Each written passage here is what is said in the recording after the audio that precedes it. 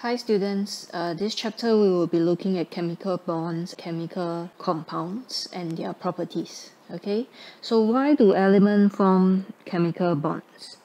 Okay, group 0 elements, for example your helium and neon and argon, okay, they are what we call the noble gas. They already have the 2 electrons or 8 electrons in their valence or outer shell. So their electronic configuration, the elements of group 0, they are already either in 2, 2,8 or 2,8,8. The electrons are already arranged this way. Okay, so this 2,8,8 we call it the noble gas configuration because your group 0 are all noble gases.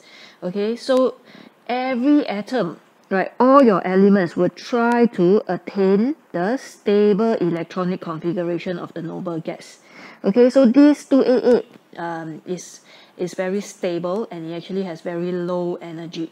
Okay, so all the elements will actually try to achieve this 2,8,8 configuration. Okay, this is true for the first 20 elements in your periodic table.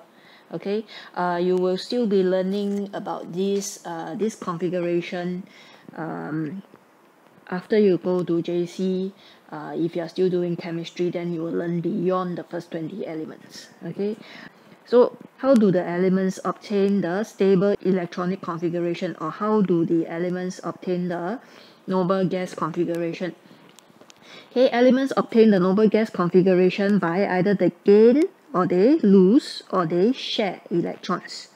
Okay, they gain, lose or share electrons to form chemical bonds. Okay, metallic atoms lose electrons to form cations. Okay, all the metal atoms, all the metal elements, they will form positive charge.